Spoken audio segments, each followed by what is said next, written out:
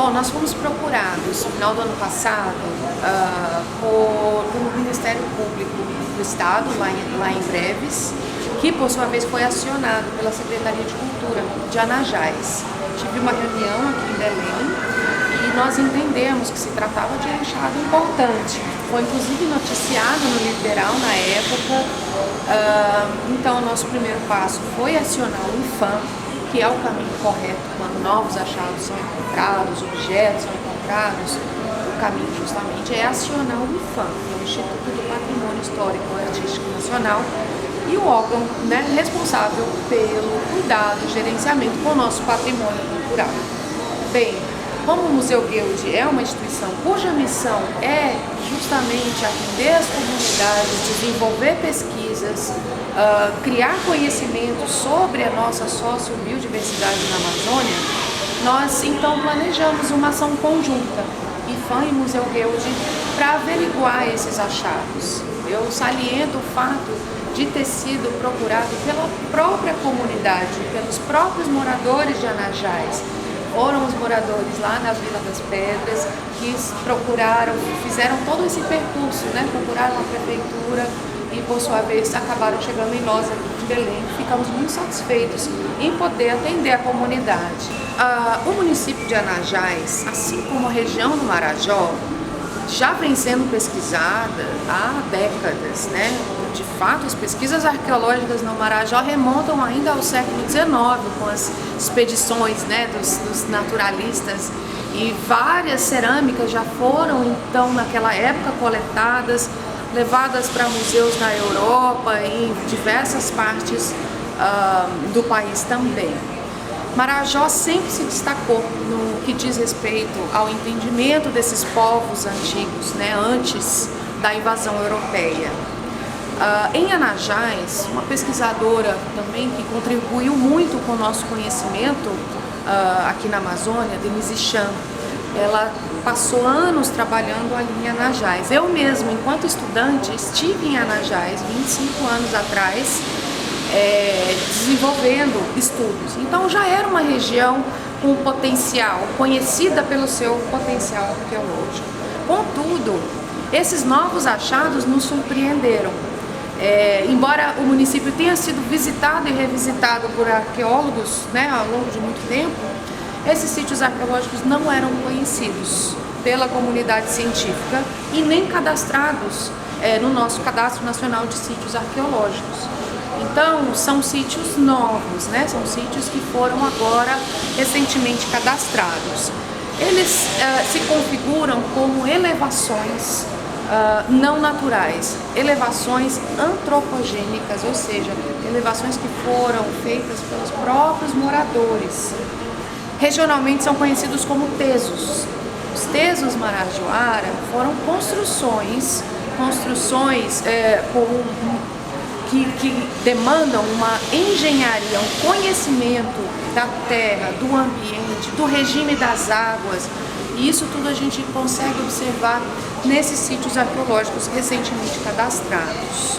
Olha, a pesquisa arqueológica é morosa, é um processo lento de construção e acúmulo de conhecimento. Em geral, as cronologias absolutas, elas são feitas a partir de uma análise que nós chamamos de radiométrica, é o cálculo pelo carbono 14, pelo carvãozinho associado à cultura material que vai para laboratórios específicos. É um processo demorado e é um processo caro. Não são muitas as cronologias absolutas que nós temos, mesmo para o Marajó. Mas as pesquisas mostram ocupações longas, de longa duração. As pesquisas da arqueóloga Denise Chan apontam até mais de 3.000 anos atrás, essas regiões já ocupadas. O momento de construção desses tesos e o momento em que nós vemos uma modificação na própria cultura material cerâmica e na configuração desses sistemas macro-regionais, de organização macro-regionais, eles já acontecem eles acontecem em torno do ano 400 até o ano 1300 e 1400. É quando nós vemos um ápice, um apogeu em termos populacionais e em termos dessa organização social. Nós encontramos em Anajás uma população preocupada com a preservação da sua história e do seu passado através desses vestígios. Não há dúvidas de que há desafios. Há desafios para o próprio desenvolvimento da pesquisa na região, né? Como eu falei, são pesquisas demoradas e que demandam altos volumes de recurso financeiro. A comunidade salientou um desejo de que as peças ficassem em Anajás e que lá se criasse um espaço de preservação, um espaço de exposição, um museu, uma casa de cultura. E eu vejo nesse desejo da população uma grande oportunidade de trabalhar junto com as comunidades para construir um espaço de cultura e de memória para a população de Anajás. Não há dúvida de que trata-se de um município distante, bem no centro da Ilha do Marajó. Nossa vistoria foi um trabalho relativamente rápido, onde todo o tempo foi no próprio transporte fluvial até o local, né? E depois do local até as comunidades. Então, essa questão do deslocamento, essa questão da própria distância em relação aos centros maiores, colocam um desafio, mas também colocam uma linda oportunidade de interiorizar esse conhecimento que é de Anajás e que é do local. Nossa intenção é construir junto com os moradores e não, como a própria história carregou ao longo do tempo, de retirar ou de expoliar ou de retirar conhecimentos. Ao contrário, nós queremos construir em loco, junto com as comunidades.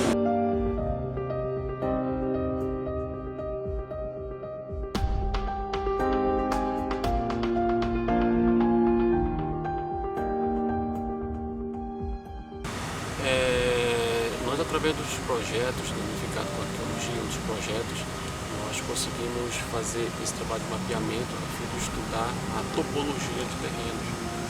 Então, o LiDAR praticamente já existia há muito tempo atrás de outras tecnologias, aeronaves maiores e embarcar.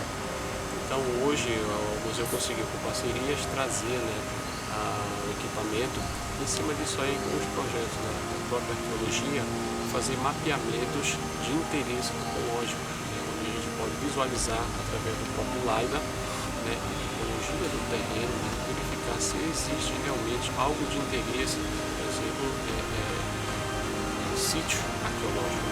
Entre outros, já encontramos algumas coisas que veio a somar os próprios projetos através dessa tecnologia LiDAR. Nós estamos utilizando em vários projetos, na verdade, como a gente apoia as pesquisas, então o pesquisador que se sentir interessado recorre à própria unidade e a gente vai verificar a data, período, como vai poder atuar e o objetivo da própria pesquisa.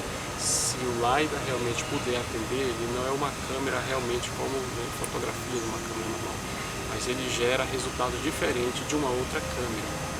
Então a gente apoia vários projetos dentro do próprio museu e com parceria também com outras instituições, a fim de objetivo de detectar e identificar algo de interesse. A LiDAR, na verdade, já existia há muito tempo em outras aeronaves, eram câmeras grandes, embarcadas, sensores, e só que o custo era muito grande quando eles mapeavam. Então hoje já tem esse novo trabalho por drones. E como é que a imagem, na verdade, é gerada? O próprio sensor LiDAR não é justamente só o LiDAR.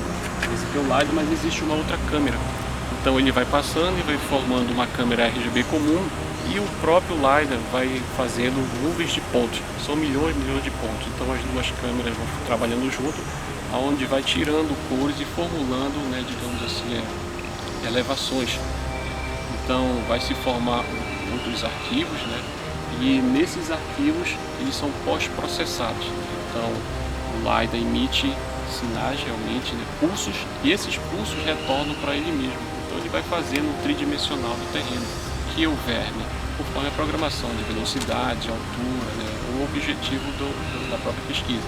Então ele vai passando sobre o solo, o que tiver da vegetação, e vai emitindo milhões de pulsos. Esses pulsos retornam e aí a gente consegue trabalhar o que ele conseguiu captar para trabalhar em 3D e aí realmente fazer os próprios trabalhos, depois de um pós-processamento.